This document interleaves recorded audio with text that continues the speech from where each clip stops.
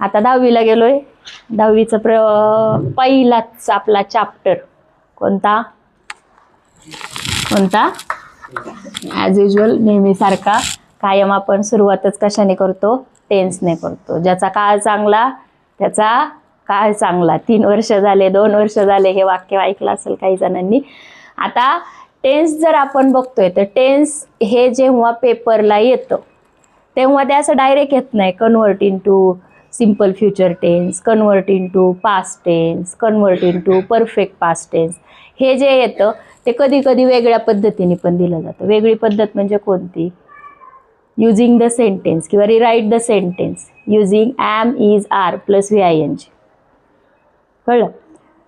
मग आता तुम्हाला जे करायचंय त्याच्यासाठी आपल्याला हे सगळं जे आहे, हा जो गोंधळ आहे टेन्सचा, तो एकत्र करायचा आहे. टेन्सचे जे 3 मेन काय तुमचे प्रकार आणि त्या प्रकारांचे उपप्रकार हे डोक्यात फिट झाले पाहिजे. काळाचे 3 प्रकार तर सगळ्यांना माहिती आहे. सगळ्यात पहिल्यांदा वर्तमान काळ, नंतर भूतकाळ, नंतर भविष्यकाळ. ठीक आहे. सिमिलर इंग्लिशमध्ये पण तेच आहेत. पहिला आला प्रेझेंट टेन्स, नंतर आला पास्ट टेन्स, नंतर आला फ्युचर टेन्स. ठीक आहे. आता रचना, वाक्याची रचना. इंग्लिशमध्ये वाक्याची रचना काय आली? कर्ता प्लस क्रियापद प्लस कर्म, subject plus verb plus object. Subject म्हणजे काय? कर्ता. कर्ता म्हणजे काय असू शकतो? I, he, she, it, they, we, you आणि नाव.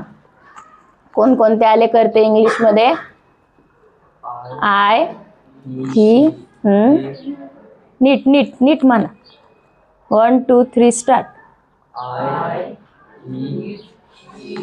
आय, ही, शी, इट, अजून दे, वी, यू आणि नाव. कळलं? मग आता हे करते, ह्या कर्त्याला अनुसरून वापरण्यात येणारी टू बीची रूप. टू बीची रूप कोणकोणती आहेत आपल्याकडे? am, is, are, पुढे was, were, नंतर have, has, had, will, shall. ठीक आहे. ही जी क्रियापदांची सहाय्यकारी रूप आहेत ती वेगवेगळ्या काळात वेगवेगळ्या काळानुसार त्यांना डिवाइड केलेले. जर वाक्यामध्ये am, is, are, have आणि has आलेला असेल तर तो जो काळ आहे तो कोणता काळ आला?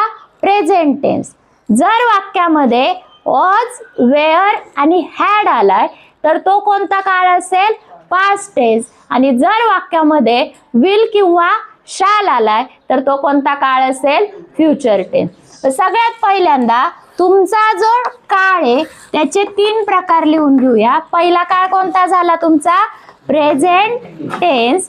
नंतर कोणता झाला? Past tense. नंतर कोणता झाला? Future tense.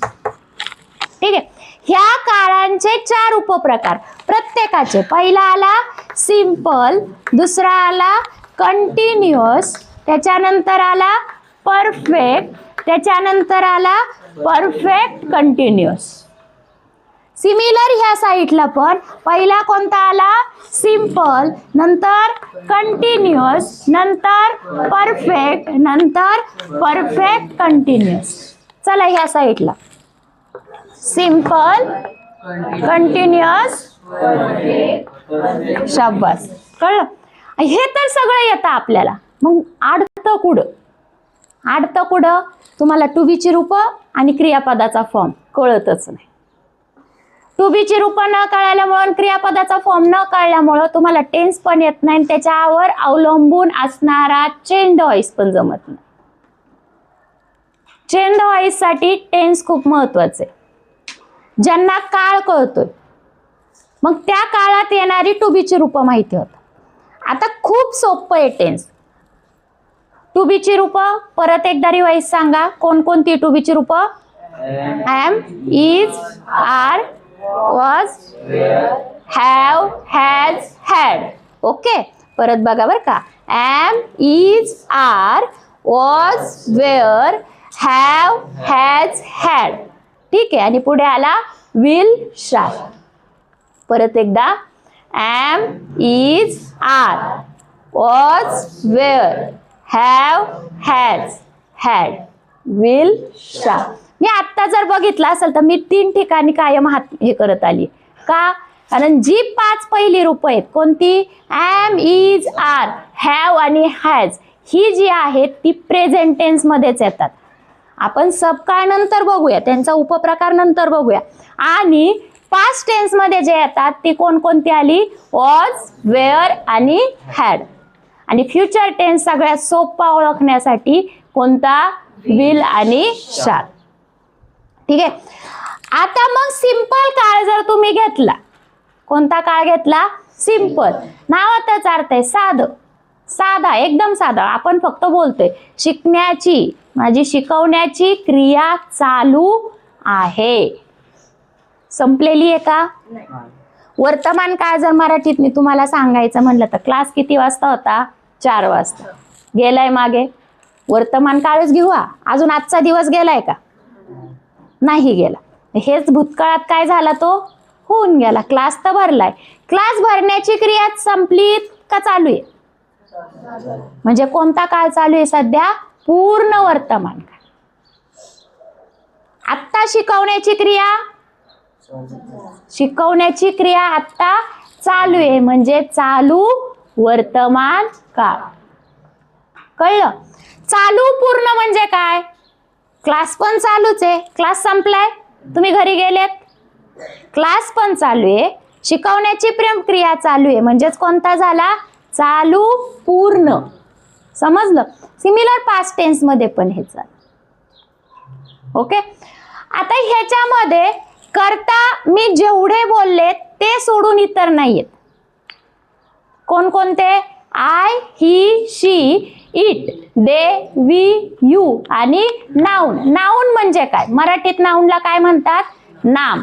नामाची व्याख्या एखाद्या ठिकाणाला, एखाद्या गोष्टीला, एखाद्या वस्तूला दिलेलं नाव म्हणजे काय आलं? तुमचं नाम आलं. कळलं? इंग्लिश मध्ये तुमचा सब्जेक्ट हे सोडून दुसरं नाही. सब्जेक्टच्या पुढे जो येतो तो लगेच वर्ब येतो. वर्ब कोणकोणते मग आपले? जर एक्झाम्पल घ्यायला घेतलं तर ओपन, कंप्लीट, व्हिजिट. कळलं?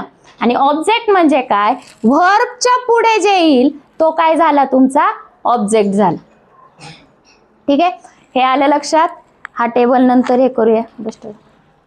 आता ह्याच्यामध्ये सगळ्यात पहिल्यांदा आपण पहिला काळ घेऊया डायरेक्ट. पहिला कोणता आहे तुमचा? Present tense. प्रेझेंट टेन्स मध्ये पहिला कोणता आला? Simple present tense. Simple present tense मध्ये वाक्याची रचना आली कर्ता प्लस क्रियापदाचं पहिलं रूप किंवा क्रियापदाला यस किंवा ईएस प्लस काय आला? तुमचा ऑब्जेक्ट. ठीक आहे. आता जर तुम्ही यस किंवा यस म्हणताय तर तो केव्हा येतो? जर वाक्याची सुरुवात कशाने झाली असेल? ही, शी, इट किंवा काय? नाउन याने झालेली असेल तर क्रियापदाला काय लागतो? यस किंवा ईएस. आणि मग बाकी उरले काय तुमचे? आय, यू, वी, दे हे उरलं. मग हे जर आलेलं असेल तर त्या क्रियापदाचं काय राहायचं? मूळ रूप लिहायचं. समजलं? आता मी जे करते बोलले त्यातला एखादा करता सांगा. काय सांगता? आय घेतला. क्रियापदाचं मूळ रूप क्रियापद घेऊया ओपन.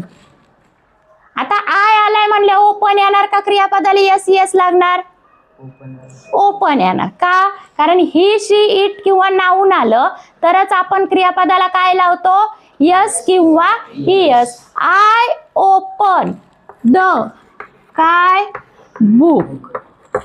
वाक्य संपलं. आलं लक्षात? आता वाक्य बनवणं पण सोपं आहे किंवा दिलेल्या वाक्यामध्ये कोणता काळ आहे हे ओळखणं पण सोपं आहे. कशावरून? फक्त क्रियापदावरून आणि टू बीच्या रूपांवरून. जर तुम्ही काळ कोणता आहे हे मला विचारलं की कोण कशावरून ओळखू टीचर, लवकर कशावरून कळेल, तर माझ्या दृष्टीने टू बीच्या रूपांवरून काळ ओळखणं खूप इझी. का?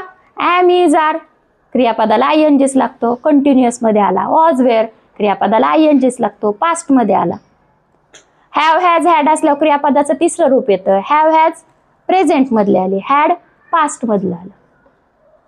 ठीक आहे. विल शालचा तर प्रश्नच येत नाही. विल शाल डायरेक्ट कुठे गेलाय? फ्युचर मध्ये. तो सिंपल पासूनच चालतोय, फक्त क्रियापदाची रूप बदलतात. त्याच्यानंतर पुढचं बघूया आपण. पुढचं काय घेऊया करता आपण? ही. आता ही आलंय म्हणल्यावर क्रियापदाला काय लागणार आहे तुमचा?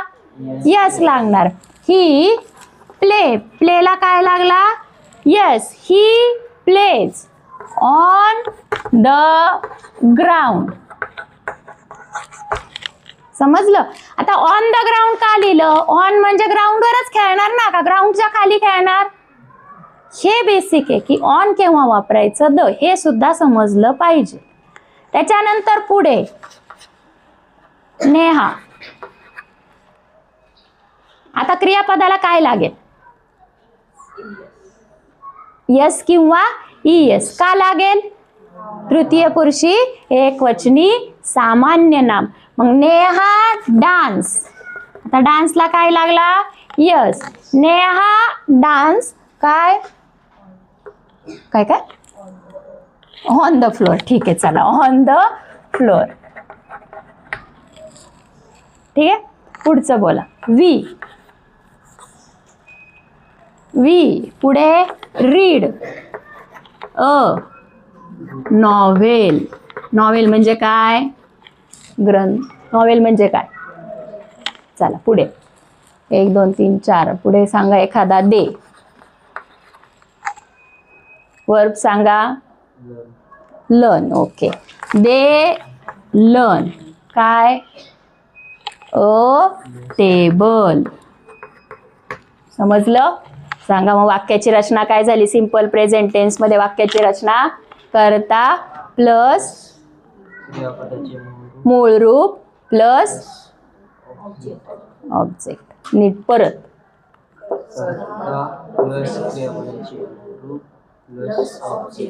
परत.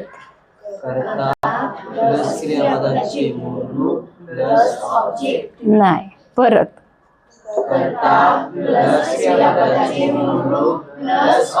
नाही अजून पण. परत. काय काय? परत.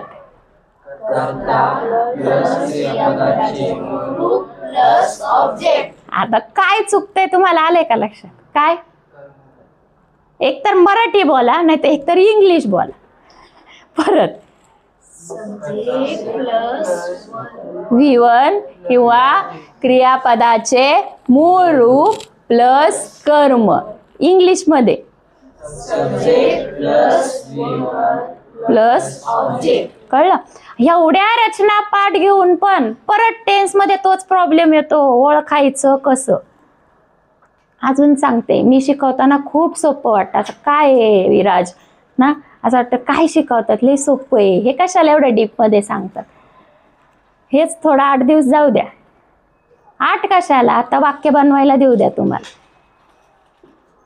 डिडक्शन महत्वाचं आहे. जेव्हा मी बोलते तेव्हा माझ्या मागे बोलणं आवश्यक आहे. जर तुम्हाला वाटते की आपल्याला इंग्लिश ग्रामर चांगलं जमावा, दिलेली किंवा सांगितलेली गोष्ट डोक्यात इथेच फिट व्हावा, कॅप्चर व्हावा, तर तुम्हाला ते गोष्ट करणं बंधनकारक आहे आणि ते करायलाच लागणं. कळलं? सांगा चला वाक्याची रचना बोला. Plus object. आता जर नाउन तृतीय पुरुषी एकवचनी सामान्य नाम असेल तर क्रियापदाला काय लागतं? यस किंवा यस. समजलं? कोणाला काय प्रॉब्लेम? नक्की.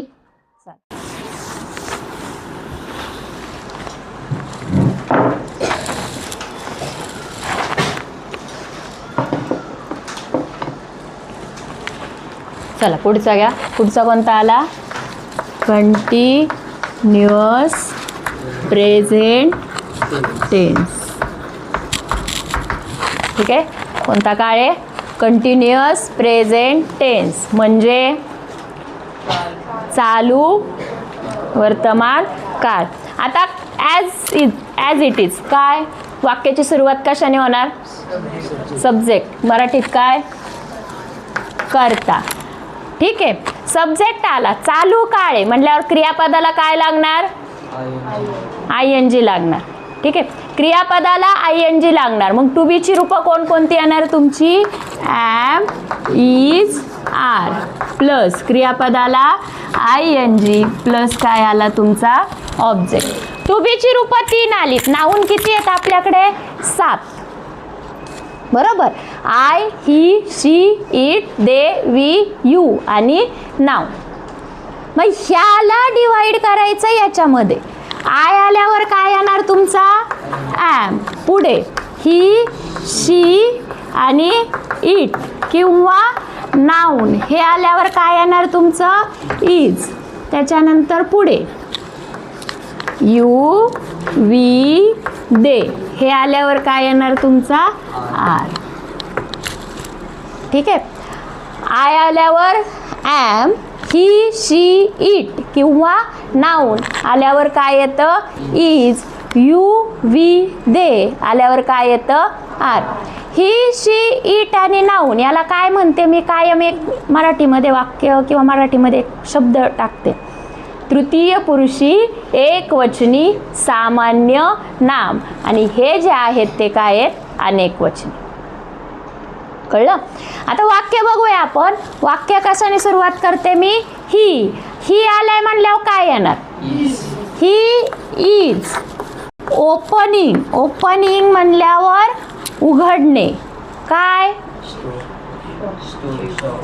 शॉप. ठीक आहे. शॉप घ्या, स्टोअर घ्या, काही. ठीक आहे. पुढचं बोला. You are verb playing a football. Okay. पुढचं आय ॲम रायटिंग. शाबास. अरे छान.